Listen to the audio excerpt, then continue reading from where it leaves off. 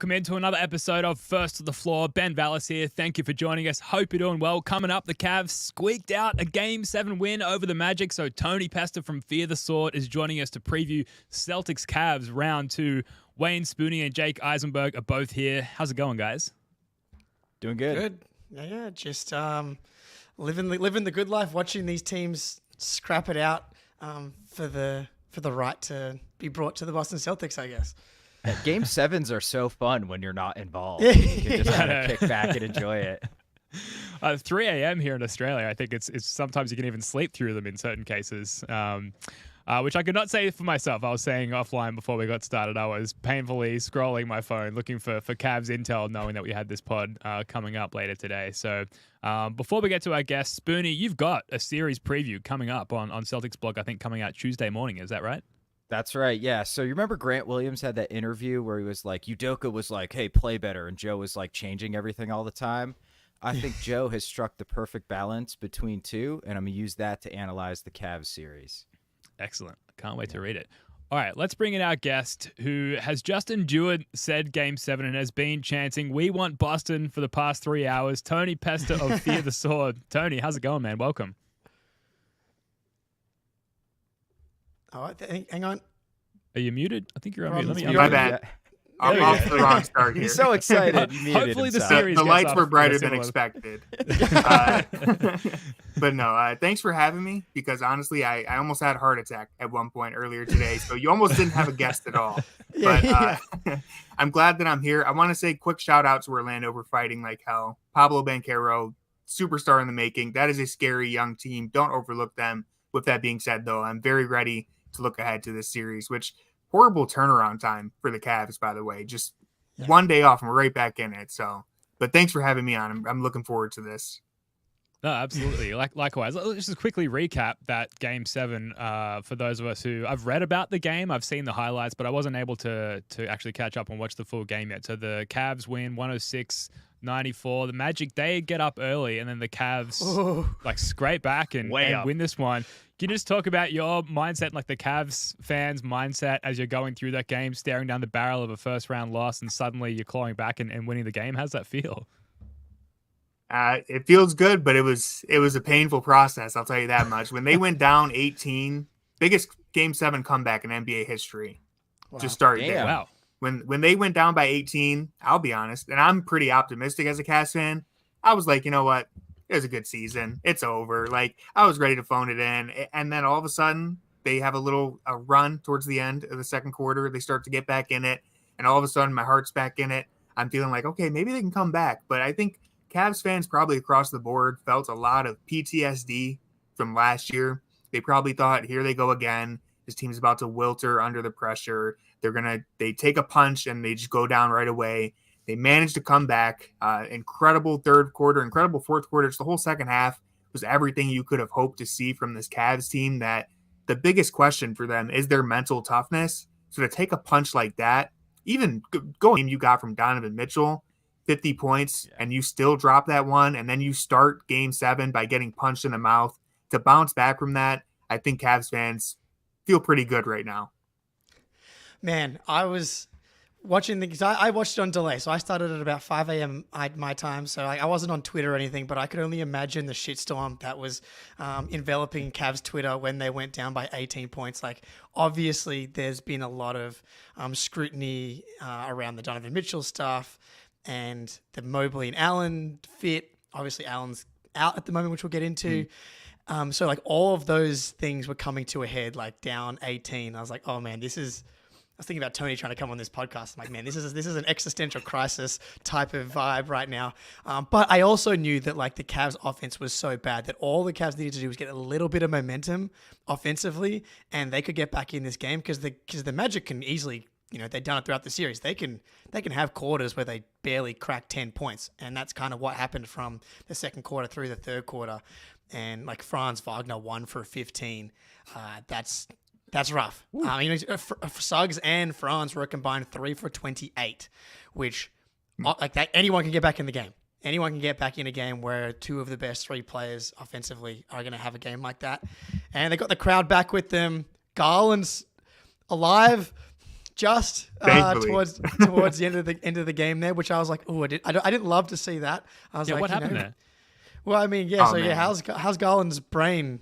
I think at this point. So it's been, probably the worst season Garland has had since his rookie year. This whole year has just been season from hell, absolute nightmare. And to start this game, again, just to back up even further, the end of game 6, horrific. I don't know if you guys saw the 8-second violation that happened. Oh yeah. But game hanging in the balance, and Garland gets called for an 8-second because his head's just out of it. I don't know. The biggest problem for him a lot of times is it seems like he is just in his own head and overthinking things, and that carried over to the start of Game 7. He looked horrible at the start. There was a lot of Cavs fans wondering, as my lamp has a mind of its Mine own. does that too all Don't the worry time. about that. You're in It good just decides company. to turn on and off whenever it wants. Darius Garland started the game off horribly. There was a point there where we were wondering, does JB, the coach, does he just have to yank Garland? Do you just have to bench him and go down with Bevert or even Sam Merrill? Thankfully, and I don't envy the head coaches in that position because it's like, what you can't go down without your best guys out there. So we left him in there, and he just had. It's not like the greatest fourth quarter of all time, but for Darius Garland, it must have felt like it. He had a huge triple. He gets a steal late in the game, goes one-on-one with Jalen Suggs, hits a floater, hits a couple free throws, and it felt like if you wanted any chance of Garland turning it around, you needed a performance like that in a Game 7 where it matters the most. And you can't overlook the potential momentum that he could have built in that moment.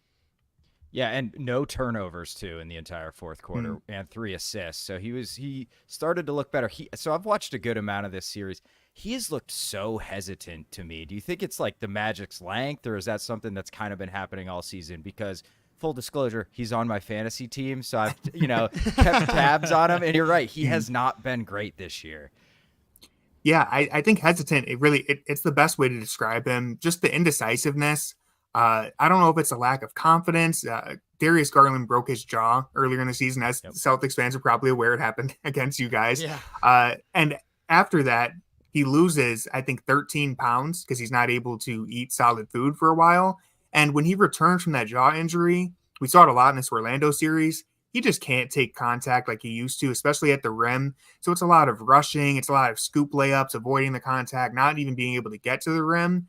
And it's almost like every time he gets those openings, he's maybe overthinking it and not looking to shoot, passing when he needs to take the floater, just dribbling into traffic and not having the confidence to go up. So I don't really know if this is something that's going to be turned around overnight just because of this Game 7 victory. But seeing him put it together in the brightest moment there definitely felt good. Yeah, definitely. Go ahead, Jake.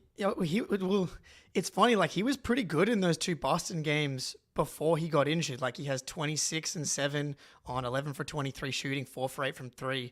And the next game he has 19. He had 5 turnovers in that game, so he had been struggling. Boston was kind of cruising in that game, but again, like 3 for 7 from 3.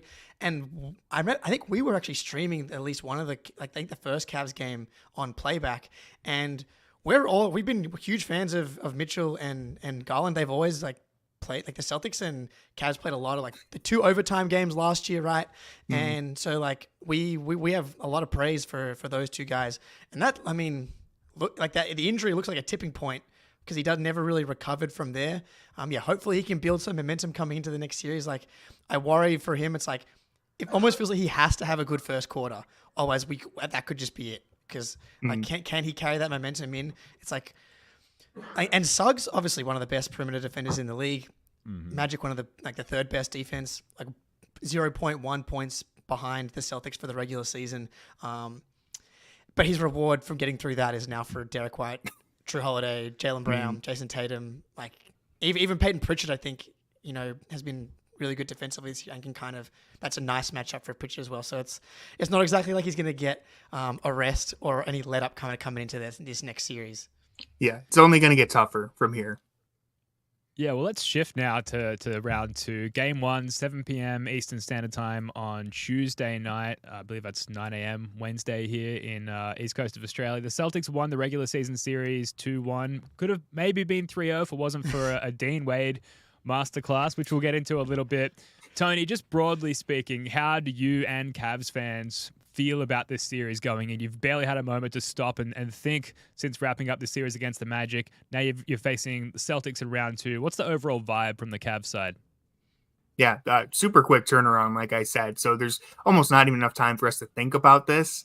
Right now, we're all feeling good, obviously. My objective mind is telling me it's still probably going to be Celtics, and maybe not a landslide, but I would say 5 sounds reasonable. But you know how it is as a fan. We're here now. Anything can happen. It's the playoffs. We've seen crazier things. As you mentioned, for whatever reason, the Cavs and Celtics their games turn into chaos for whatever reason. And so I'm still going to pick the Celtics to win, but I think all of the Cavs fans would agree that if we can get this series to go 6, maybe even 7 games, just make it competitive, I think we'd be pretty happy with that. I don't see any Cavs fans picking them to win, but I think a lot of Cavs fans right now feel like we do have a fighter's chance just because we're here now and anything can happen. Yeah, it's a tough spot mentally, I think, for the Cavs. I mean, like, you come out of this war. Like, I mean, the Magic, as you said at the top, like, they have an elite defense. And, I mean, across the board, like, Mitchell had some awesome moments here. Like, but he ends the series with 28.7 points per game. He ended up taking 23 shots a game, 25% from 3. And the last couple, I mean, he's just team on his back. Like, he only took 36 shots, I think it was, in game 6, 50 bomb, and then a loss. And tonight it wasn't quite the same insane load, but he's still doing 17 free throws too. So he's still insane usage. So that feels like their answer, if there is one. Like, can Mitchell try and elevate again? But he doesn't look quite like himself either, even though he is doing like insane stuff. No, that's the crazy part, is that he doesn't look anywhere near 100%. He doesn't look right at all. And yet he still had a pretty unreal 2 games to end that series. He's running around the floor like he's wearing flip-flops. He has just no vertical explosion at all. It's honestly very strange that he's very reliant on getting to the rim, which you wouldn't expect for someone dealing with a knee injury. But right now what we're seeing is he's shooting a lot of runners, floaters, scoop shots. Like, he can jump laterally, but he has no vertical elevation. So he can't, like, the 3-point shot has abandoned him still. He's relying just a lot on his brute strength getting to the rim. And you kind of mentioned this a little when talking about Garland, but the thing that probably worries me the most with this matchup is that against Orlando, the Cavs found their most success by matchup hunting, getting switches onto Wagner, Paolo Banchero, even Jonathan Isaac and Wendell Carter Jr. just did not have the speed to keep up with Garland or Mitchell. That's when they had their most success. You look at the Celtics. Who are you matchup hunting? Are you getting Mitchell onto Derek White? Do you want Drew Holiday on him? And then Jason Tatum, Jaylen Brown? Like, those matchups just aren't as winnable for the Cavs. And so I do worry that it'll be more difficult, especially for Mitchell when he's clearly not 100%, to get himself going. And Garland, who has already struggled this season, he had some success against the Orlando Wings, who aren't bad defenders by any means, but I think the Celtics Wings are just a step ahead of that. So things are going to get a lot harder from here. Yeah, I think if you're Mitchell or Garland, you've got to try and get Al Horford switched on to you, which like hasn't necessarily been a sustainable tactic for Celtics opposition, but that was actually something you could more so go at Kristaps Porzingis using, and now he's out for likely the entire series, which sort of brings us to the health discussion, because to capture the overall mood of Celtics fans going into this series, there's a spectrum of like quietly / cautiously optimistic, like Celtics in 6-ish. And then there's the loud, we can see a lot of them in the comments here, Celtics in 4, Celtics in 5. That's sort of the spectrum of confidence. But a lot of that falls on the health status of a lot of these Cavaliers players. So let's start with, I think most important from my perspective is what's going on with Jarrett Allen. He's obviously a huge rim deterrent for anyone, and especially the Celtics' chances of getting to the rim with success and sustainability. What's going on with Jarrett Allen? Is he likely to come back at any point in the series? And if so, are you expecting much out of him? Yeah, so we had a quote today from Jason Lloyd of The Athletic where he basically just said that, right there, Jarrett Allen is in excruciating pain, which to me doesn't sound like a good sign. Obviously, he gets elbowed in the ribs in game 1 by Franz Wagner. It happens again in game 4, kind of doing his best Kelly Olynyk impression. Cleveland never forgets. But it wasn't a tug, man. He was just moving. Yeah. Okay. Either way, moving on from that, Jared Allen, he was questionable in these last 3 games, but I think it's important that Jackson Flickinger, my buddy / co-host, he was at the games. Jared Allen didn't come out to warm up at any point, didn't go through any of his workout routines. It kind of feels like he was questionable just to, keep the Magic on their toes. Didn't sound like he planned on playing at all. There's reports that he's having pain even just trying to breathe. I'm not a doctor, but I've heard that there's an increased risk of him cracking his ribs if he plays. So I'll be honest, I'm not expecting Jared Allen to play. I would be pleasantly surprised if he did. And on that same note, I'm assuming we're going to talk about Dean Wade, the Celtics killer, at some point. Yes. I'm also not really expecting him to play. There was a video, I think, last week that came out of him working out in the practice facility, and he is still moving very gingerly on that knee. He's had a knee strain for the past month and a half, 2 months. If he comes back, I would be surprised. So that's 2 huge blows to the Cavs that, of course, changes the way that this series will play out. Yeah, and real quick on Allen, the Cavs were +2 against the Magic with him on the court and -9 with him off. And when Allen's out there without Mobley, they're +9 net rating. So he's just a massive piece for you guys. Had an amazing season all year, too. So it sucks he went down. Yeah, Eric Weiss in the chat here. Jared Allen, maybe the most underrated player in the league. Phenomenal player. Yeah, he's awesome, dude. I thought, Mitchell's obviously Mitchell, but I thought you could have easily made the argument that Allen was just as important, if not more important, early in the series to win those first 2 games. I know you. I don't have to tell you, Tony. He is. He was an All-Star a couple years ago. Incredible defender, and without that piece, obviously, I'm not necessarily it evens out necessarily without Porzingis, but I would say that him being out for the Cavs is that's a real problem. That might be the death note, really. Yeah, it's a huge blow, especially because, and I would agree, those first 2 games against Orlando, I think Jared Allen probably was the best player in the series. He just completely dominated both ends. And the issue that we will most likely see, obviously we'll see how it ends up playing out, but a lot of people want the Cavs to split the 2 bigs. But the problem right now is that you can rely on Jared Allen to be the lone big out there. We haven't been able to fully rely on Mobley to be a full-time center. So when you do the 1 big lineup thing, that's why the numbers look good with Jared Allen out there regardless. And with Mobley, it's a little different because Allen has the size, the physicality, and just really his whole life playing center. And it's just a comfortable fit out there. So not having him does change the way that the Cavs play. Jared Allen and Donovan Mitchell were the 2 most important players for the Cavs all year long. So not having Allen, it's going to hurt. I wanted to ask on that Mobley piece, but that's a good point. When the Cavs went on that crazy hot run, 17-2, whatever it was, Mobley was out for that whole stretch, right? And so Allen has been incredible. So what are Mobley's limitations as the 5? Because he had some incredible moments defensively against Paolo Banchero. I don't think anyone has any real defensive concerns about him. I get he's a little light in the ass, we call it. He's got a little bit of that to him, similar to Porzingis a little bit. But yeah, what are his limitations as a 5? Yeah, I think the main thing, some of it is being a little too thin. Defensively, though, it's not really the concern. I think he can hold up defensively as a 5. It's just on offense. He struggles against stronger opponents because of that lack of size.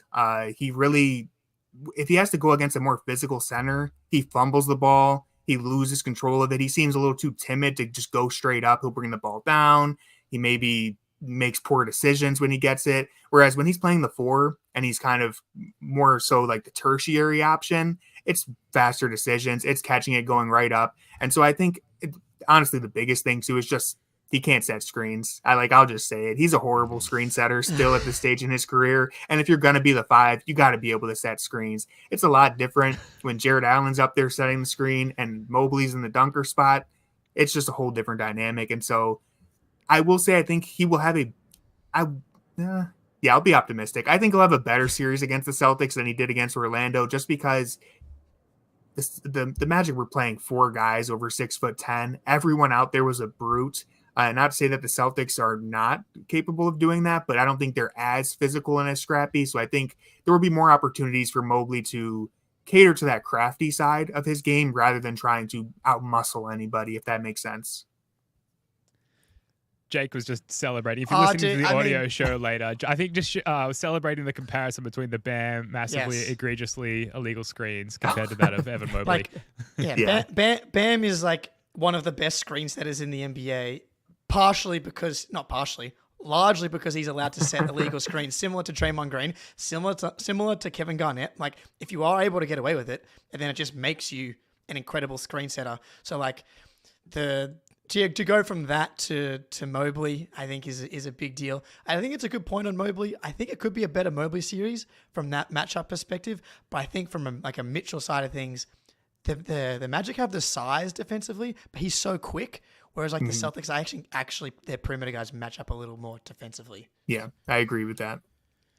Look, we're going to keep it going, but first, here's a quick word from our sponsor, Prize Picks. Prize Picks is America's #1 fantasy sports app with more than 3 million members. It is the easiest and most exciting way to get in on the action while you watch your favorite sports and players. You just pick more or less on 2 or more player stats and watch the winnings roll in. March is over, but the biggest moments of college basketball tip off in the month of April. Be a part of the action on Prize Picks for both men's and women's college basketball. And get in on the playoff action and win up to 100 times your money on Prize Picks as you and the world's best players take the game to a new level during basketball's postseason. You can even make the play-in rounds seem interesting since we all know the Celtics won't be there. Quick withdrawals, easy gameplay, an enormous selection of players and stat types are what make Prize Picks the #1 fantasy sports app. Personally, I'm looking at Derek White more on points because they are criminally low, and we all know Derek White is going to come up big in the postseason. So download the app today and use code CLNS for a first deposit match up to $100. Download the app today and use code CLNS for a first deposit match up to $100. That's right, Prize Picks. It's a lot of fun. Download the app, use the sign-up code CLNS to get the $100 first deposit match, or up to $100, I should say, and supplement your hoops watching experience. It's a lot of fun. Spoonie, in a second, I want to get to which player on either side, on either team, do we fear the most, and go around the room on that. But you've added a lot of advanced stats to our run sheet, Spoons. I want to make sure that I at least pause every now and then and be like, what about this stat? So is there anything that we've talked about so far that you want to get to? I just want to make sure that the people out there know the effort that has been put into this run sheet. Okay, full disclosure, kind of forgot Tony was coming on, so I prepped like we wouldn't have a Cavs expert, so I wanted to get a lot of stats in there. But one thing I do want to ask Tony about is I was really surprised to see that your all's rebounding numbers are your decent defensive rebounding team, but a terrible offensive rebounding team. And when I think of the Cavs, I think of that double big lineup, with Mobley, who, he is lighter in the ass, if you will, but he's super athlete. He's really quick and he's smart. And Allen obviously is just a beast. So is it scheme why you all do you prefer to defend in transition more and don't commit resources to the offensive glass? Is that why? I think part of it is the scheme, especially in the Orlando Magic series. We just saw maybe one guy crashes each shot and then everyone else is already back. Part of that is definitely trying to keep a lid on the opposing team, limit their transition attempts. But I also think just outside of the two bigs, this lineup is small. I mean, you're playing two undersized guards in Mitchell and Garland. Neither one of them are great rebounders, although Mitchell has definitely put in some extra effort on that side of the floor recently. Max Strus is playing the wing at 6'5". Okoro is playing a lot of 4. George Niang, who has drawn a lot of hatred from Cavs fans, not a great rebounder despite having a lot of size for him. And really, there's just no one else. Dean Wade was honestly probably our best rebounder on the bench. If you count Tristan Thompson, you can throw him in there, but he's not really a consistent Celtics rotational legend. Player. Celtics, hey, Horford versus Thompson, round a million. I know, We're just going to keep true. doing this forever. But yeah, I think it comes down to half of it being the scheme of them wanting to limit opportunities in transition. And really the other thing is they have the two bigs, but that's it. They have two bigs on the whole roster, basically. And so maybe the addition of Marcus Morris will help them there a little bit too. And I do think Okoro, Garland, Mitchell, they've all placed some emphasis on trying to get on the glass, but there's still just a lack of size there. Georges Niang does not segue well into this next question. Georges Niang, the minivan, as he's known. But which player, Tony, we'll start with you. Which player do you fear the most? So coming from the Celtics, you're about to face the Boston Celtics in the second round of the playoffs. Is it Tatum, is it Brown, or is there someone else that stands out to you as who might be the most damaging, the most impactful player against the Cavs? Can I just say everybody? But no, I actually do have an answer. I won't cop out. Of course, Brown and Tatum are scary. They're capable of beating you. I think Derek White is going to be the terrorizer in this series. He's just that build. Tony knows ball, dude. Yeah. He's like Josh Hart on steroids for this against this Cavs team, because he's going to get all the backbreaking rebounds. He's going to end up sneaking in there and getting a steal. He's going to hit those backbreaker threes, the momentum swinging plays. That it's all going to be Derek White. That's who I'm going to see in my nightmares, I think, because while Tatum and Brown are going to have their games, Derek White's the one where you can't afford to have him go off if you're any other team. And as we've seen, he's more than capable of doing it. So I do think that's going to be the player who causes the most damage. Well, I'll ask you this, because like what the Heat did. So Derek White always goes nuts in Game 4, 38 points, and then goes off again in Game 5. Like the Heat fans hate him. Finally, we have a player that they hate, like we have with Caleb Martin. But the Heat decided to put Bam on Tatum, and they just assigned a lot of resources to Jason Tatum, which led to him. He was actually the third leading scorer on the Celtics in that series, just making the right play. And that is why Derek White kind of ended up being the guy. So I think that's a great choice, really endearing yourself and proving your ball-knowing abilities by choosing Derek White. Come back anytime. Exactly. Do you see, like I saw the Cavs playing a lot of drop. They would switch some of the perimeter guys, but did you see Bickerstaff trying to maybe put Mobley on Tatum or any funky stuff like that? No, Bickerstaff isn't maybe known as the most creative coach here and there. Yeah, yeah, you could say that. I think you have to try to experiment a little bit. I think Mobley is too great and versatile as a defender not to give him some reps on Tatum. But again, with Jared Allen out, you are going to need Mobley to be the rim protector. So it really limits their ability to do that. Again, this is where not having Dean Wade hurts them, because he's really their only big wing defender. You have a Okoro who did a fantastic job on Banchero in that series, but he's 6'5". I mean, these guys can just shoot over top of him. Even if he works as hard as he does and he gets quality contests on them, there's just a lot of size there. And so Tatum, if he's able to make the right play, that's the thing that scares me the most, honestly, too, because the Cavs do spend a lot of time protecting the paint. Again, by design, that's basically their bread and butter. They're going to live with the three-point variance of their opponent. And with the Boston Celtics, that could burn you in a hurry. Yeah. Go ahead, Sweeney or Ben. Go ahead, Ben. Well, we're kicking the rock around the perimeter right here. I know. It's a lot of fun. The ball movement is insanely efficient on the show. Jaylen Brown, who did not shine all that brightly against the Miami Heat. We've talked about it ad nauseum. The Heat know exactly what to do to disrupt everything that Jaylen Brown is about. And I don't know that the Cavs necessarily possess that quality. And yes, they've got a lot of now very recent film to study on how to disrupt JB. But I have to believe when I try and fall asleep at night that Jaylen Brown is going to bounce back and be his more like all-NBA, all-star-ish self in this one. And matchup-wise, personnel-wise on the Cavs, there's a lot less that they can do to limit JB's output. So I expect a lot of aggressive, like first quarter JB, first punch thrown, getting to his short turnaround midi post-ups, getting Garland, Donovan Mitchell switched on him and going to work. So I think this is going to be a JB at the forefront series. So if I'm the Cavs, that's who I may be fearing the most. Although Derek White still obviously comes to mind as well. What do you guys think? Yeah, I think so. Real quick, Tony, you mentioned that like you just you hope Tatum doesn't make the right play. And that's basically what the Heat banked on in that entire series. And the Cavs are a more talented team than this version of the Miami Heat, especially without Jimmy Butler. When they put Bam on him, that really did undermine their entire defensive scheme, because we basically just used Tatum as a decoy and then there was nobody protecting the rim. So yeah, I think you make a great point there. It's like, you can't waste Mobley on Tatum without Jared Allen out there to protect the rim. So I think that's a really difficult balance.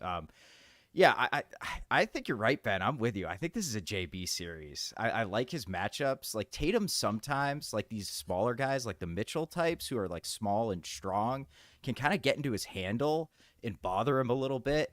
And Jalen's just so powerful and so direct these days, and especially without Allen there protecting the rim, I think he'll be able to get downhill on just about anybody the Cavs can throw out. Like, I'm not even sure who you have defend Jaylen Brown. Max Strus, Karis LeVert, I don't know. It gets thin real quick. There's so many options for them to pick on, whether it's Garland, Mitchell, Strus. It's gonna be a tough series. Yeah, you mentioned like the 3-point variance, and that's kind of how like they defend. The Heat tried to do the opposite, which tried to suppress our 3-point attempts. The Celtics still ended up getting up 39 per game in the Heat series, which is best for second best in the playoffs so far. And I had a look. The Cavs got up 29.9 threes in the first round, which is 14th out of 16. And part of that's obviously like there's no like the Allen, Mobley, not huge volume guys. That's a problem. That's like you can't be 10 3-point attempts off the Celtics. But like you mentioned Max Strus. Can he bring some of the Tatum rules, some of the devil magic to the Cleveland Cavaliers? Because, I mean, he's had his moments against the Celtics, absolutely. I think maybe a little overstated. I wouldn't put him anywhere near the Caleb Martin category of someone who's like destroyed the Celtics. But, you know, it can't hurt to have someone that's been part of those series on the team to help. But that like Donovan Mitchell's the obvious answer for me is like who's the scariest from the Cavs side of things. But that's an element that scares me a little bit because he got going late in this game and kind of put the game away, hitting some of those big shots, and like he doesn't lack for confidence. I'm a big Strus fan. I thought that was a huge pickup for the Cavaliers and a big loss for the Heat because he's not just a shooter. He can kind of come downhill, play make a little bit, get to the rim a little bit. Underrated defender. Still not necessarily someone that I think can like consistently slow down the Celtics perimeter guys, but he would probably be my like, if there's a guy that can kind of come out and make this series frustrating, he'd probably be at the top of my list. I have a goofy one that's not Mitchell. I saw this man put the ball on the floor, go right at Jonathan Isaac, and finish, I believe, lefty. Karis LeVert, renowned Celtics killer. Celtics killer, yeah. Dude, like, if you're looking to, like, for the Cavs to make this a 7-game series, 2 crazy outlier Karis LeVert shooting games are the way to do it, and he's done it against the Celtics. Even though he's been bad against us recently, I'm still freaking terrified of that dude. Yeah, I'm trying to. Yeah, what are the 2 games? There was the 50 bomb against when he was with the Nets. Has he had a monster one with the Cavs that I'm forgetting at the top of my head? I feel like he had the 41 against Boston. That's right. Hey, him and Mitchell went 41 and 41. I think that's right. Like an overtime game. So yeah, it's a little bit of LeVert roulette. I don't know if this tweet made it over to Celtics Twitter, but someone on Cavs Twitter said that Karis LeVert plays every basketball game like he got possessed by a different NBA player every morning, but he doesn't get to pick who it is. And so we're going to be hoping that the spirit of Michael Jordan is with Karis LeVert for this series. Because if it's not, we could be in trouble. It has happened. That's a great one, Spoony. Yeah, Ben, he fucking kept them alive today, dude. Like without he was huge. He was today. good. They don't win that game 7 without. I think he had 10 points in the second quarter when they were really dead in the water. So. Hey, sometimes he gets the right spirit with him. I don't know. So in terms of who I'm worried will cook on the Cavs side, Max Strus is the name that I had as well. And that just completely feeds back into that Heat PTSD. There might even be some Cavs fans listening being like, what the fuck are you talking about? It's like, there's a history there. So bear with me. And he knows the assignment, right? Like he has disrupted our best players as part of that Heat defense in the past. So for someone who can elevate their game to that extent, Max Strus, I don't know. It feels weird to say it out loud, but that's just how I feel. So I'm sticking with that. They do have theoretically good wing defenders in Isaac Okoro as well in terms of slowing down the Jays. So there's some potential for impact there as well. But as far as like who I'm most afraid of on the Cavs, unfortunately for Cavs fans, they're sort of being eliminated by injuries. Like Jarrett Allen would have been the top of that list. Dean Wade up there just because of recency bias, I think as well.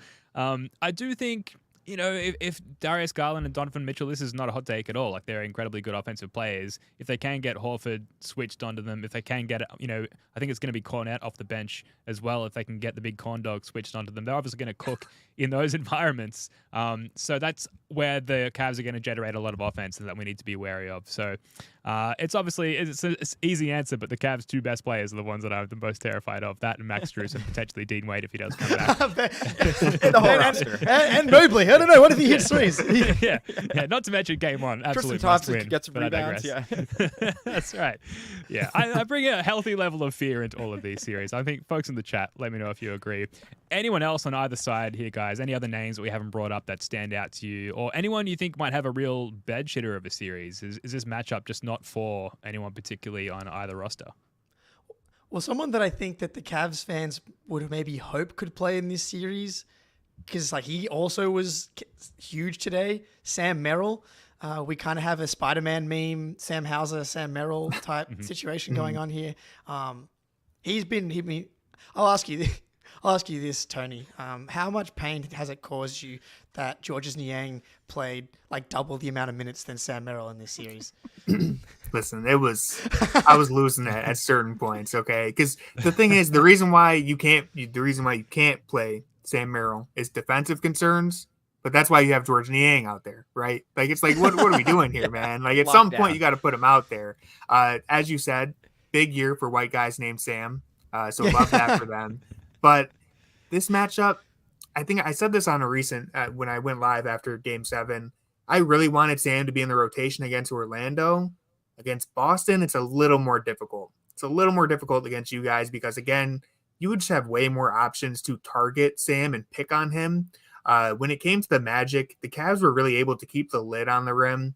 A lot of these games were rock fights. They were very low scoring.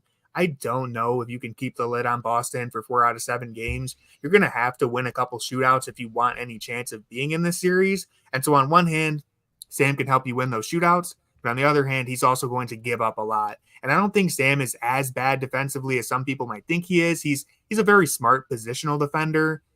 But there's just a lot of guys on the Celtics who can pick on him, put him in the post, really bully him. So, and you also just have a great switchable team. It's not going to be easy for him to get open. So tough matchup for him. You guys mentioned Strus a little bit. Listen, I'm hoping he brought some of that devil magic to Cleveland because the only chance they have is going scorched earth from downtown. I feel like that's really the best, if not the only chance the Cavs have of staying in this series is winning some shootouts and getting that 3-point variance on their side. And Max Strus is the king of 3-point variance, as the Cavs have learned throughout the year. Yeah, real quick on the offense. So the Cavs have Clean and Glass includes the play-in teams for some reason. So you guys have the 18th best half-court offense in the playoffs so far. Oh, no.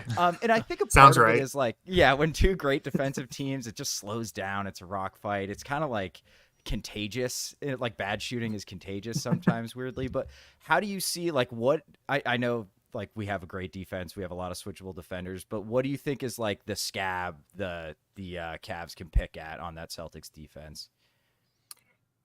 I think maybe a lack of rim protection. I think if Mitchell is able to get downhill, there's not as many options there, especially with KP out. Mitchell, again, surprisingly incredible at the rim in this series, despite the knee injury. If he's able to shred that point of attack defense, which is going to be a challenge, but Jalen Suggs is no joke either, and he managed to have success there too. So that would be what you would hope is that, I know I just said the 3-point variance is the key, but if he can get downhill and finish at the rim, that opens up the 3-point variance because now you can drive and kick. Now you can cause the collapse and open up shots, which they really were not able to do against Orlando. So getting into the paint, making Boston feel them and then feel like they have to rotate over early because of that lack of a rim protector, that would open up the rest of the floor for them in a way that they weren't able to do against Orlando. Yeah, it's a big Horford series, obviously, with no Porzingis. Cornet's been pretty good though. Like, I'd probably if Jared Allen's like actually one of the most underrated players in the league. Cornet almost doesn't qualify for that kind of conversation. Right. I feel like he's but like I would guess most fans of other teams have no idea really who Luke Cornet is, but the Celtics went 21-4 without Porzingis this year, and a huge part of that was, the roster is stacked, but Luke Cornet is like really solid, and like rim protection's kind of his thing. But yeah, Ben talked about the switching with that. Can Al Horford not show his age? He hasn't really at this point throughout this season, but part of that has been because his minutes are down relative to last year because of Porzingis, who's not here, and this series is every other night. So like, yeah, it's great that this series went 7, but it also meant that the 7 games potentially are condensed. There's no breaks in this series. So if they're able to steal 1 or 2 games, does Horford start to show his age a little bit? Horford's age versus Mitchell's knee, the underrated storyline. Who breaks first? Print it. What about Jake? Say you're holding the Celtics coaching clipboard. Joe Mazzulla's had to take a toilet break. He's given you the clipboard. Jake, I need you to run the show. We just talked about what the Cavs' tactical strategy might be against the Celtics. If you're running the show for the C's, how are you going at these Cavs? I mean, to quote the great Joe Mazzulla, there's no difference between the regular season and the playoffs. It's just a heightened level of emotion and anticipation. It's all about execution. And like, you know, Tony, hopefully if any Cavs fans listen to this, like we're not a podcast that is going to come out and shit on opposing teams. Like we have the appropriate level of respect. We've been through a lot of There's a few exceptions, I was going to say. Yeah, Spoonie was a little more disrespectful in the Heat preview. I'm personally scarred from the last couple of playoff runs. Donovan Mitchell, just an incredible player. But I think it's and Tatum said this all year long, don't get bored making the right play. And are they going to show help to Tatum? Stay with your base defense. I think drop in this series is an absolutely fine way to play defense. Like funnel Donovan Mitchell downhill. He hasn't been able to shoot the 3 well. Some of the best screen navigators in the NBA, Derek White, Drew Holiday, get over those screens. Al Horford kind of playing. If Donovan Mitchell's going to do what he's done and kind of kill you from the 2-point range, that's actually okay. I would continue to let Mitchell take 30 plus shots. Yeah, I didn't calculate the free throw number in my head today, but like he took 27 shots with how many free throws did he end up taking? 17. 17. Yeah, 17. Yeah, so like, he got pretty close to the 35 field goal attempt range again today. And like, I just don't think that's a sustainable way to beat the Celtics. You have to get to a driving kick. You have to try and get your 3-point numbers up. So I'm like, play drop, funnel Donovan Mitchell into the mid range. And if he kills you on 2s, he doesn't even have to kill you on 2s. Can you just hold him to a similar efficiency that you had in that first round? And I think you're feeling pretty good going back the other way. Yeah, and I think that's what the Magic did too. Just to say real quickly, I think the Magic were completely comfortable letting Mitchell get downhill. And hey, if you can beat us on one leg in the paint, go for it. He was able to do it. Well, he wasn't able to do it in Game 6. Game 7, he got that timely help from the supporting cast. I'm really interested to see like the waltz, the dance of Darius Garland on the defensive end, because like I almost think, okay, obviously you got to attack Garland when the Celtics are on offense, but sometimes you get so focused on attacking one guy, it almost like knocks you out of your actual offense and could be detrimental. It's like what we see with Sam Hauser. Everybody's like, oh, who's that white guy? Like, I'm going to go at him in isolation. And then he's like, not that bad. And I mean, Garland's not nearly the size of Sam Hauser, but sometimes you just get to a turnaround from 15 feet against Garland and you miss it. And that's not really a good shot and it's not good offense. So I'll be interested to see what Bickerstaff does if we do have success against Garland too. Like there's just a lot of that feels like a real pivot point of the series for me. Yeah, I feel like the Celtics struck a near perfect balance with targeting Tyler Hero in round 1. So hopefully we see a lot of that same rhythm going forward with the approach on Garland there as well. Look, I think we're pretty close to wrapping up the preview of round 2 before we get to some around the league stuff. Any other takes you've got that you sort of yet to fire off on this round? Well, this is the home. No, it's not necessarily a home. This is like the very pro Boston kind of look for me. Like the Cavs are not the Celtics. So like for people that are looking for confidence going into this series, as Celtics fans are, like this Magic team has a disgusting offense. Like I think that they ended up being like, I think they were 20-something, 21st or something in the regular season coming into this series. Yeah, they were the lowest of any playoff or play-in team. And so like the Celtics had the best offense in the league this year. So that's obviously a massive difference. And then you look at the experience thing, which is, the Magic, I had a look at the top 5 of each of these teams and their like total playoff games played. So the Magic, Paolo, France, Suggs, Wendell Carter, Gary Harris, 61 total playoff games after this series. The Cavs, Mitchell, Garland, Mobley, Allen, Strus, 143 total playoff games played. Tatum, Jalen, Drew, Derek White, Al Horford, 514 games played.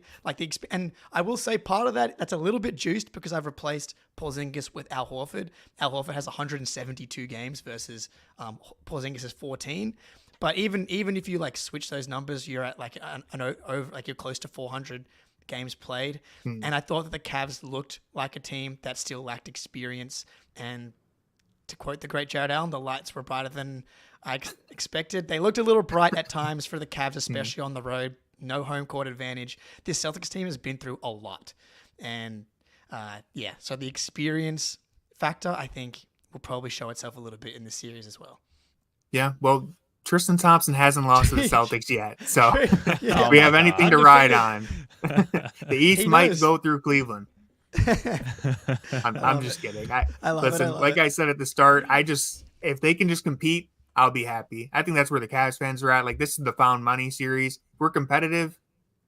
Not that you want a moral victory at this stage, but I'll be content with it. Fair. Yeah, Spoonie, let me know if you agree or disagree, but even just objectively, it's hard to not pick the Celtics in a low amount of games, and I really like the Cavs, and we've had good fan base to fan base relations with the Cavs fans over the years, and Tony, it's always a pleasure when you come on the show, so I don't have a single negative thing to say about the Cavs, and like despite that, I'm very much thinking Celtics in 5, and I alluded to this earlier in the show, like I'm a panic-struck Celtics fan, so I don't take these things lightly, and yet still Celtics in 5 seems like the sort of natural result to me. What do you think, Spoons? Yeah, for some reason, once LeBron left, all of a sudden I liked the Cavs. I don't know, it must have been a coincidence or something like that. Yeah.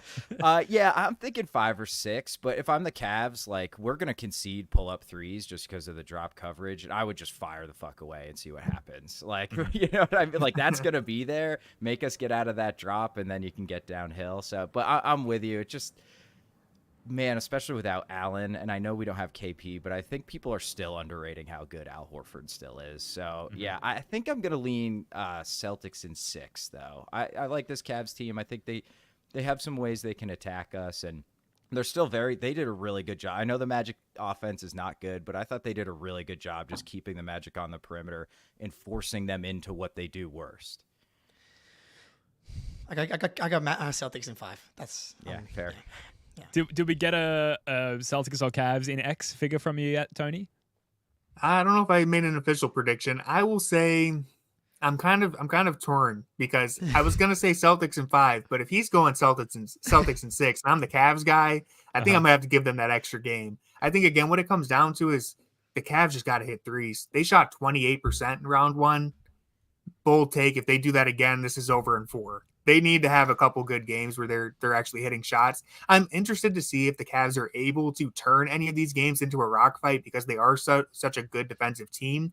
But the Celtics are so high-powered, I can't imagine they keep that lid on them for long. So maybe you get a game where it turns into like a weird, ugly rock fight. But yeah, with the injuries, even fully healthy, it's hard. It would have been hard for me to pick the Cavs really winning this series. With the injuries, I would say Cavs in 5 or Celtics in 5. Maybe Celtics in 6 if we get some of that 3-point variance on our side. Well, the good news for Cavs fans is that there is recent precedent for teams just shooting absolute lights out from 3 over a 7-game series and defeating the Celtics in the playoffs. It has happened before. I really sincerely hope it doesn't happen again. But the blueprint is there, so there's definitely plenty for Cavs fans to hold on to in that sense. We're going to come back in a minute and do a quick around the league. But first, here's another word from our sponsor, this time the Game Time app. The NBA playoffs have been awesome so far, so it's hard to not think about trying to get to a couple of games. Game Time is an authorized ticket marketplace of the NBA, which makes getting playoff tickets even faster and easier. prices on the Game Time app actually go down closer to tip-off, which makes it great for last-minute decisions to maybe fly to Boston for the NBA Finals. My dad is literally on the way to Boston from Sydney right now for Game 1 of the second round, and he used Game Time to get his tickets. Game Time has awesome features like seat views. You get a sweet panoramic view from your seat in the app before you buy. You get a lowest price guarantee, event cancellation protection, and job loss protection. Take the guesswork out of buying NBA tickets with Game Time. Download the Game Time app, create an account, and use code CLNS for $20 off your first purchase. Terms apply. Again, create an account and redeem code CLNS for $20 off. Download Game Time today. Last minute tickets, lowest price, guaranteed. That's right, Jazz, all off in the chat bedroom. Jake is back with the His ASMR Derek ad White read. voice. I tried so hard to have a normal voice when I was recording that, and I was like, 5 times, I'm like, apparently I can't speak normally. Just embrace who you are. When doing it. The people love it. Future in ASMR advertising. So the Game Time app, that's the first time we've run that ad on this show. Jake, you mentioned old man's on the way over to Boston. What's the Game Time experience been like there? Easy, fantastic. Yeah, he was stoked. I was like, look, there's a new app to get tickets. Apparently it's, even better than some of the other apps out there. So yeah, he hopped on. He couldn't find the schedule for until I was like, I got you, Dad. I got the schedule. So you know what days the games are on. But yeah, no, he's going to be there Game 1. Bring back some souvenirs. He'll be ready to rock and roll. Yeah, fantastic service. Definitely check it out, Game Time. Now, Knicks, Pacers, Wolves, Nuggets, OKC, Mavs are the other series going on around the league. I feel like we got to start with Wolves, Nuggets. That's probably the most exciting series going on, including the one that we've just spent an hour discussing. The Wolves obviously take Game 1. The Anthony Edwards narrative becomes even more inflated. I'm starting to think, rightfully so. I don't we're rolling our eyes here as Tatum stands, but it's hard to deny at this point what Anthony Edwards is doing, under the bright lights at such a young age. Tony, what's your take on this series? Obviously the Nuggets dropped Game 1. Do you think now they're just going to come back and rattle off 4, or how do you see this going? Man, entering the playoffs, I felt like it was hard for me to see any team beating the Nuggets.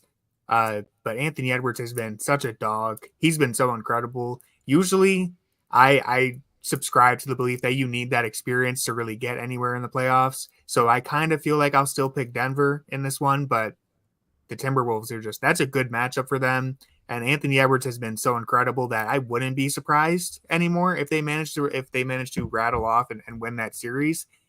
Kind of feel like the winner of that series goes to the finals and probably meets Boston there. So you might be doing a preview with whoever comes out of that one. Yeah, man, I've been Mr. Denver, I think, for all year, and they feel unbeatable, close to unbeatable for me. But that has kind of all been predicated on Jokic being by far and away the best player in any series. Yeah. Even in a series against Giannis, I thought that this is one of the biggest gaps we've had between the best player in the league and the second best player in the league. He's looked human, not just yesterday, but in Games 5 against the Lakers too. The Nuggets have not looked good, No. really at all in this playoffs. They were losing for 75% of that Lakers series. Celtics get talked about for playing with their food. The Nuggets go down 18-4 to start that game. The matchup's tough. The Anthony Edwards stuff, yeah, I'm kind of with you, Ben. I've been obviously someone that's okay, Anthony Edwards is awesome. Can we see it? The Bill Simmons voice. Can we see it? Can we see it? But the Suns series was awesome, but I wasn't super impressed because I was the Suns they're just begging for a reason to get to Cancun. But this Nuggets team is legit. Defensively, they've been awesome. That being said, KCP's a little hobbled. But, you can't say enough about what Edwards did in Game 1. 43 points. He had Murray in absolute hell for a chunk of that game, protecting the rim. It's funny, I've been someone that's always been they're very similar archetypes to me, Tatum and Edwards. These kind of apex wing type players, really good defensively, much better defensively than their typical, scoring, the Devin Bookers of the world type guys, but also prone to inefficient nights. The inefficient nights have been gone for Edwards in 4 out of 5 of his playoff games right now. And if he's going to play like this and Denver can't adjust, and Jokic looks human, I couldn't believe the shots that he was missing at the rim. He doesn't miss those shots against us. So I'm still not moving off Nuggets yet, but It's a must win. It's a must win. Game 2. Must win for sure. Absolutely. So, Ant is shooting 60% on pull-up 2s and 40% on pull-up 3s in the playoffs, and 55.5% on catch and shoot 3s. Like, he's gonna cool off, and if he doesn't, he's probably the best player in the league, right? Yeah. But he's gonna cool off a little bit, and I do think it's going to go 7. I think it'll probably be Nuggets in 7, but that's a way to come out with the T-Wolves and show you're not afraid of the defending champs, man. Like, they were super impressive. Ant was obviously crazy good.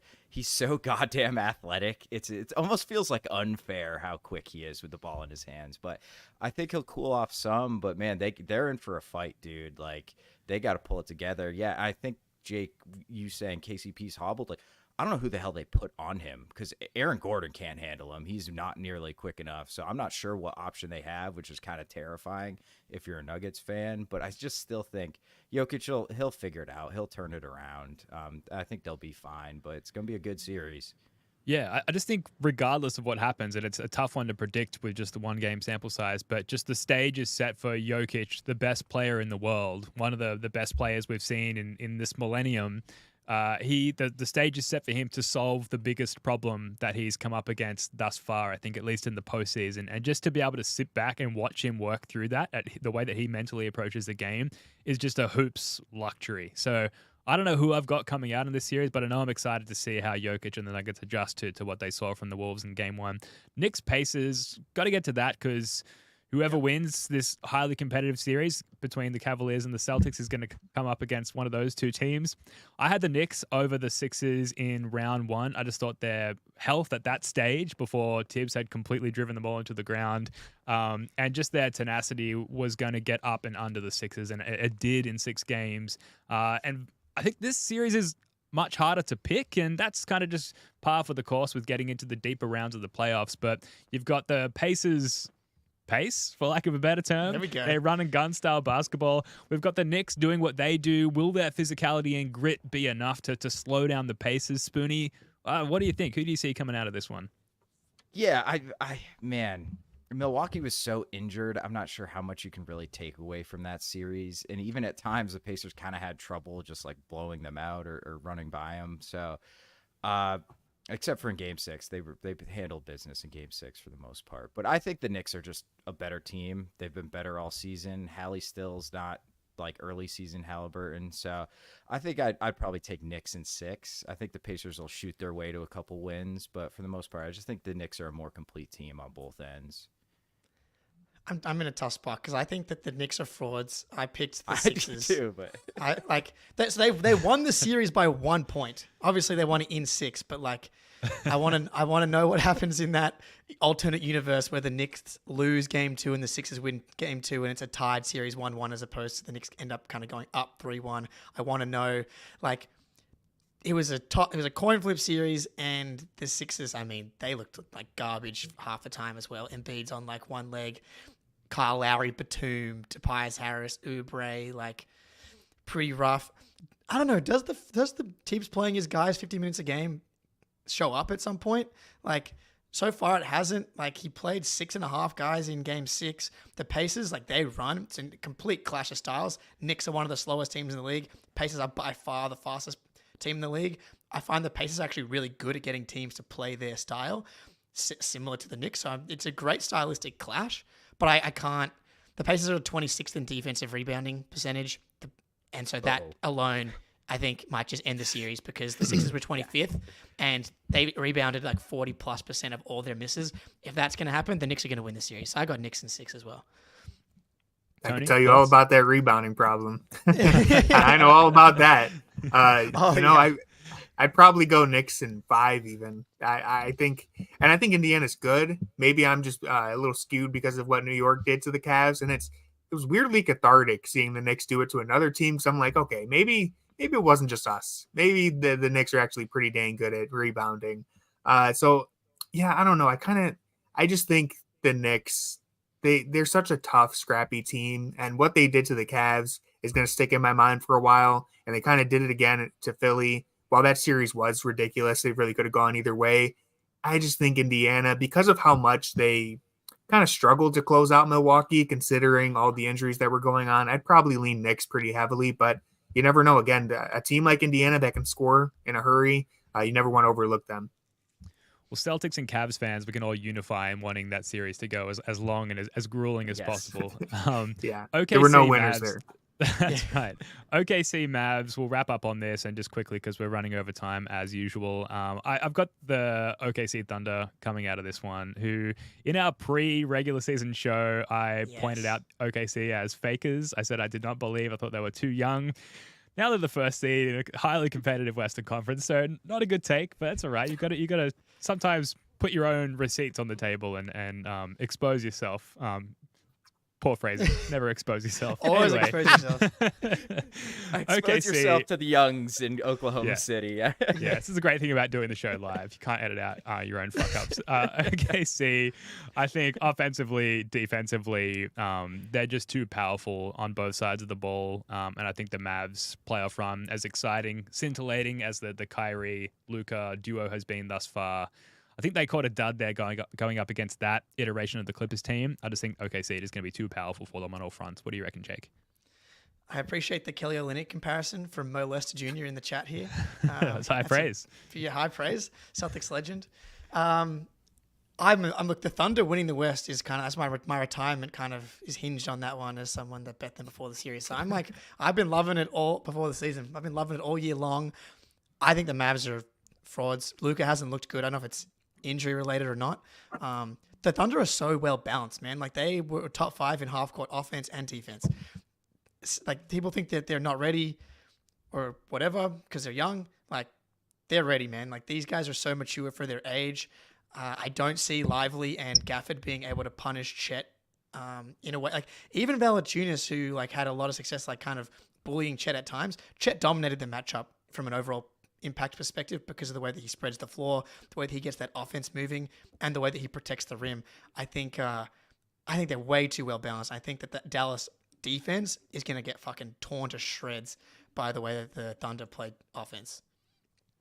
Yeah, I well said, Jake. The Mavs kind of impressed me, just kind of like they found the balance between Kyrie and Luka in that Clippers series as it went on. But yeah, OKC's just, I think, a much better, deeper, well-rounded team. So I'll take OKC and 6. Yeah. I wanted to say 5, but I'll go 6 because I'm a coward. Yeah, I think I'm right there with you. I think I would say OKC and 6. It's a weird situation because I think the Thunder are clearly the better team, but anytime Luka is over there, how comfortable can you feel? He's just the type of guy who can go absolutely nuclear and beat you on his own. And then you have Kyrie, who is playing the best basketball he's played since Cleveland, honestly. It's been nice to see because Kyrie was probably my favorite player of all time prior to all the insanity. So it's nice to see him kind of return to form a little bit and have a year where there's no drama. He's just hooping. So it's nice to see, but the Thunder are just the better team. So I'll go Thunder in 6. Yeah, I think I subscribe to that as well. Well, look, a lot of fun ball playoff series going on around the league at the moment. We'll be keeping tabs on all of them and back with more podcasts every day or two on this channel. Tony, thanks so much for joining us. I think we got your prediction, which was Celtics in 6, I believe, 5 or 6.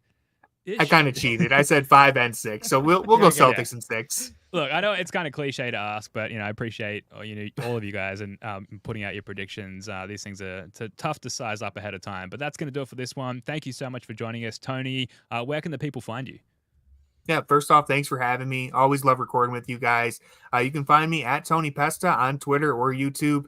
I'll be doing breakdowns of this whole series, probably. Try to get a preview out tomorrow. Again, very quick turnaround. And I was not going to jinx myself by getting ahead of schedule and writing a preview because we saw how that Game 7 went. So really looking forward to this series. And yeah, thanks again for having me. Yeah, of course. Anytime. All right, we'll be back live on this channel again after Game 1. Spoonie, Jake, love your work, guys. Until next time, go Celtics. I love the Celtics!